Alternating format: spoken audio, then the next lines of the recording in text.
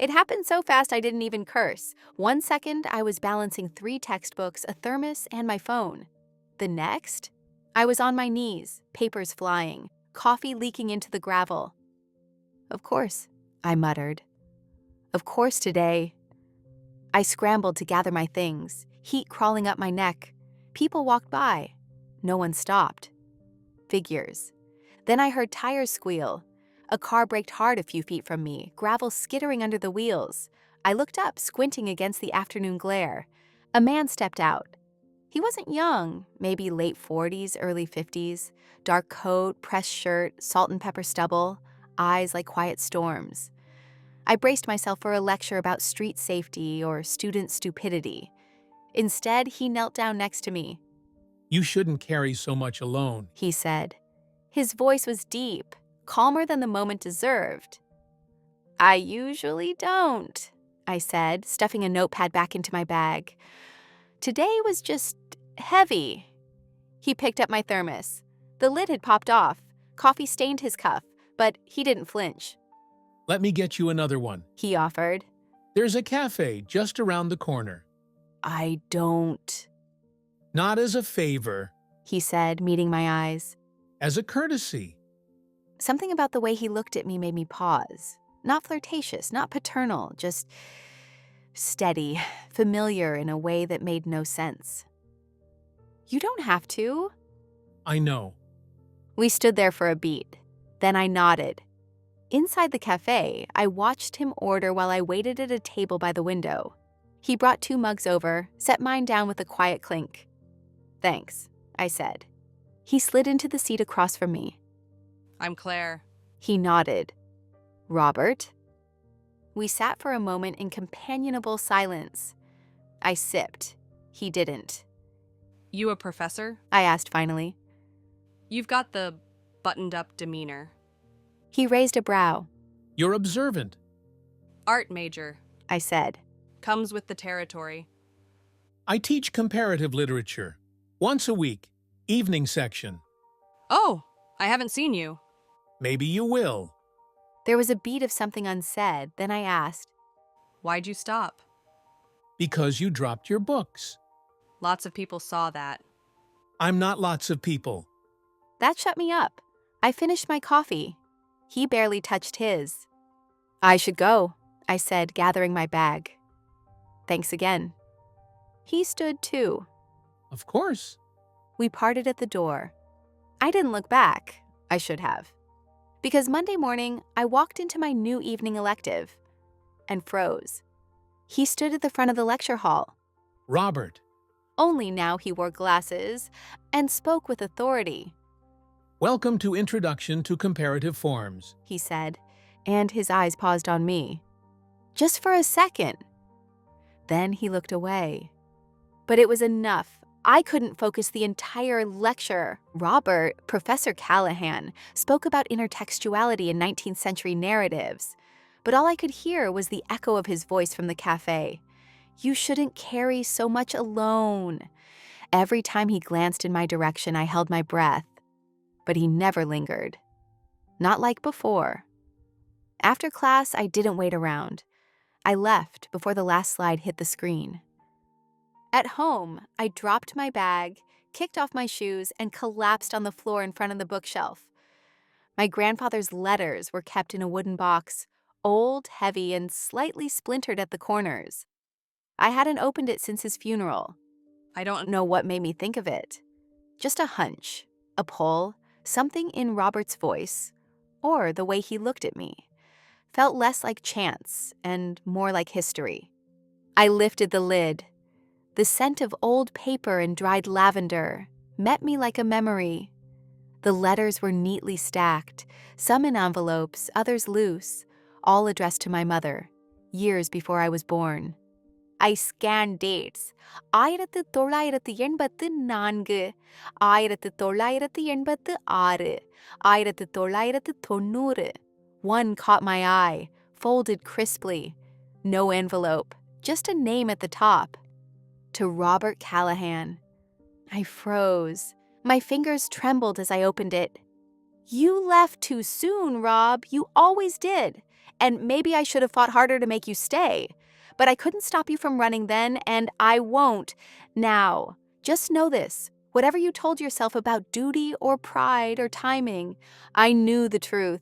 I knew what you couldn't say, and I forgave you long before you walked away. If you ever come back, find her. She deserves to know what we were. Jay, I read it 3 times. Then I sat back and whispered, "What the hell?" My grandfather and Robert, friends, lovers, whatever they were, this wasn't random. He knew who I was the second he saw me. And still, he didn't say a word. I held the letter against my chest. He'd looked at me like he knew, like he remembered, like I was a shadow of someone he lost. I waited 2 more classes, watched him enter the room, place his notes just so, straighten his glasses, and never once look at me for longer than protocol allowed. I watched him dodge my eyes like they were questions he didn't want to answer. I didn't raise my hand, didn't linger after class, didn't breathe more than I had to. But the letter burned in my coat pocket like a live wire. On Thursday night, I waited by the back door of the lecture hall, pretending to scroll through my phone as the last students filed out. He turned off the projector, collected his things, then paused. He knew I was there, Claire? he said without turning around. Professor, He faced me. His expression gave nothing away. I need to ask you something. I said. He nodded slowly. Let's walk. We walked across campus, the wind cold against my neck. Leaves chased our feet. The silence between us wasn't comfortable.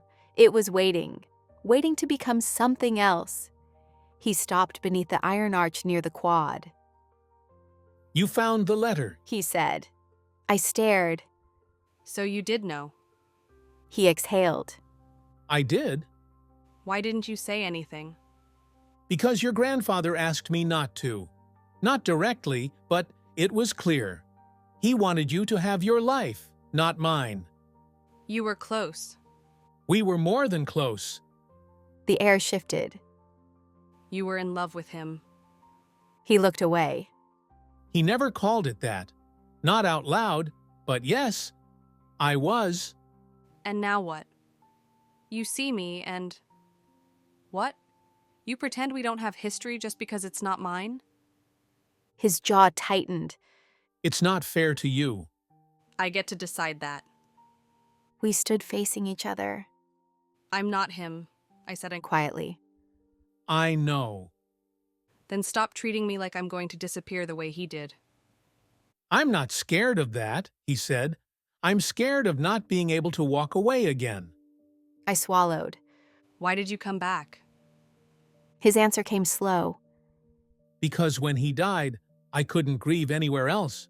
And when I saw your name on the roster, I almost left.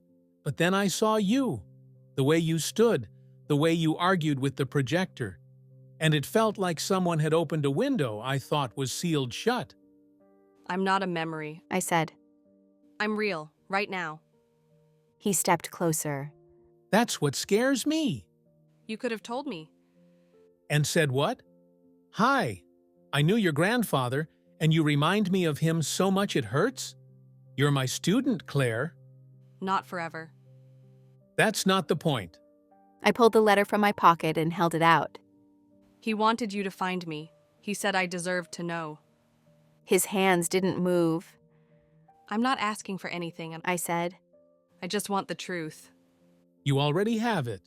Number I have fragments. I want to know who he was to you, and why you look at me like I'm a second chance you don't trust. He closed his eyes.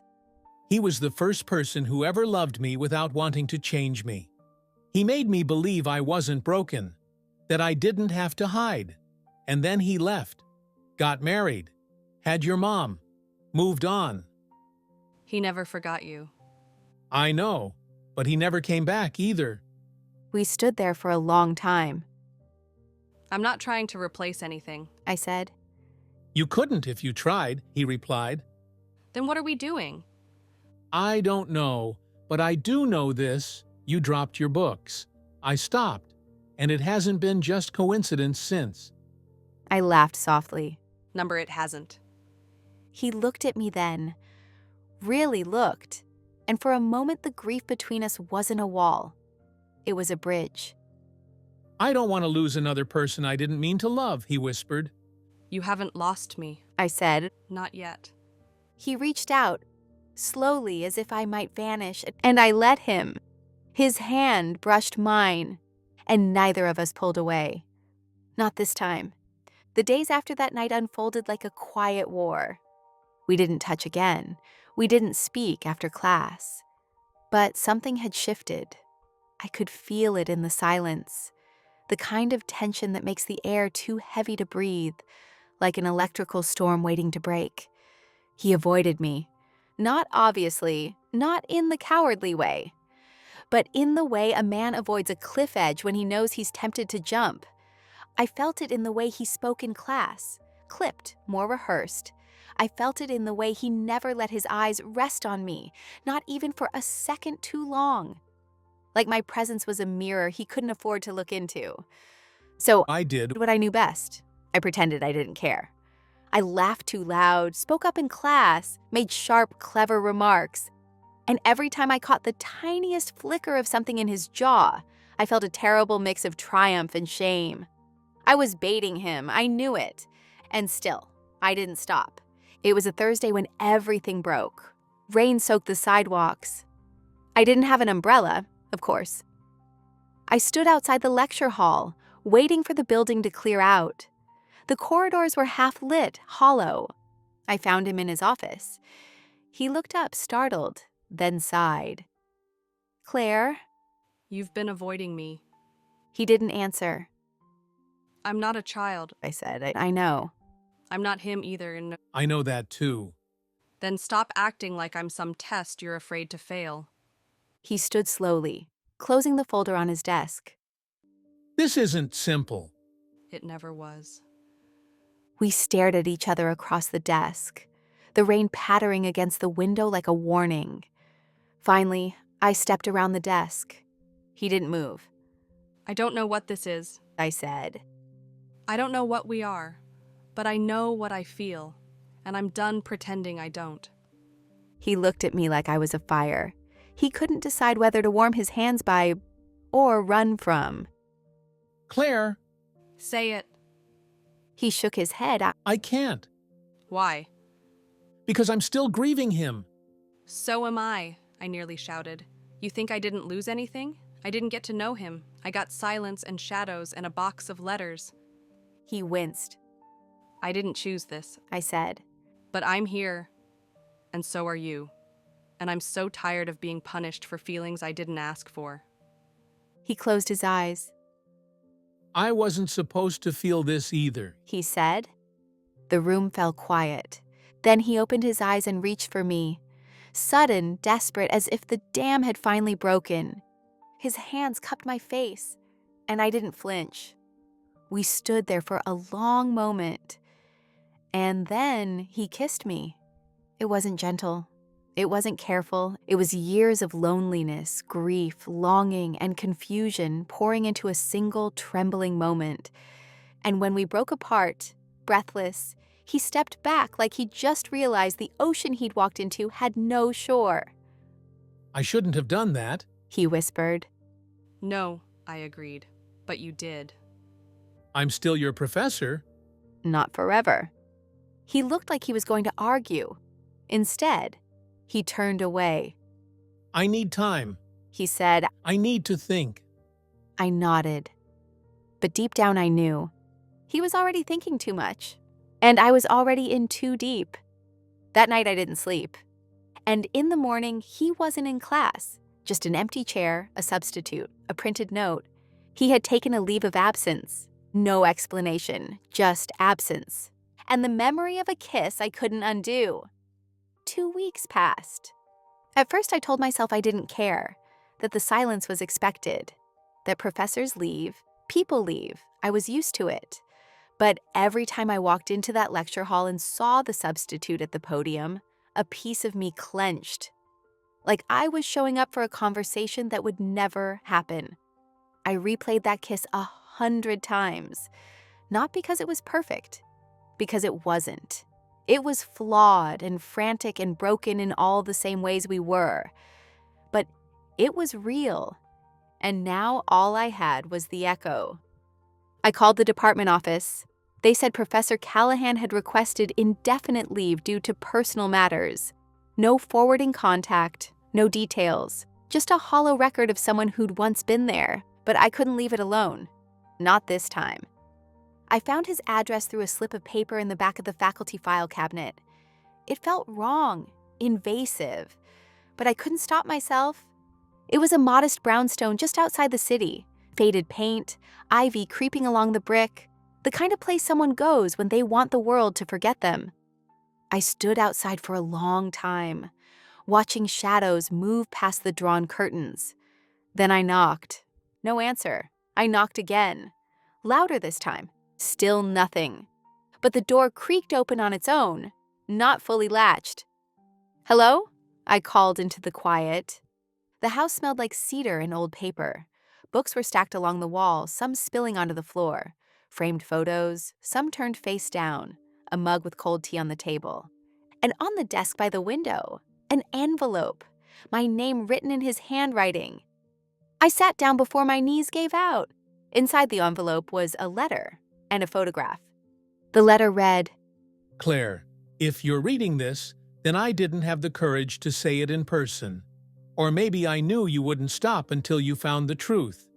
Maybe that's the part of your grandfather I always saw in you. I loved him. I never said it when he was alive.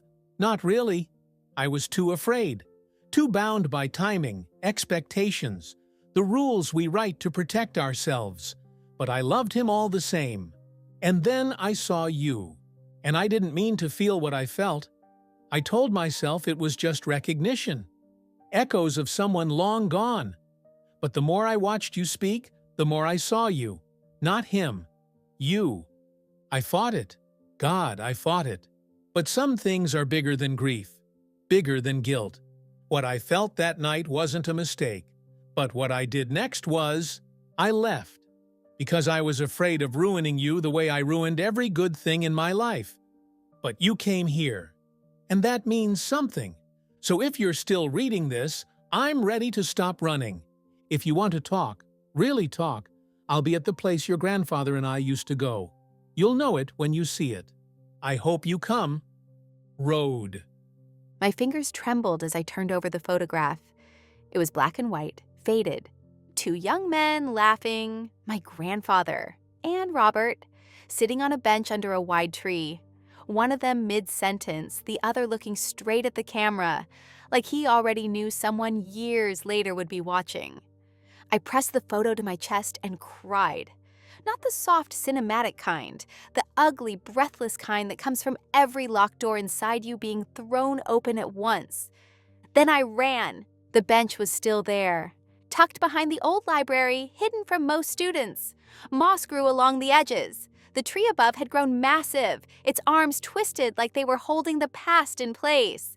He sat there, just as the letter said he would. His hair was messier, his coat more wrinkled. But when he saw me, he stood. And for the first time in weeks, I saw the version of him that didn't run. "Hi," I said, breathless. Hi. He echoed. "I read it." I hoped you would. I sat down beside him. Not too close. Not yet. "I don't know what this is," I said. Neither do I. "But I don't want to pretend it's nothing." Me neither. Silence fell, not cold, just real. "I brought the photo," I said. He looked at it, smiled softly. He hated that shirt. "I like it." He chuckled. "He would have liked you." I looked at him. "You do." He nodded. I do. We didn't kiss, we didn't make promises, we just sat there.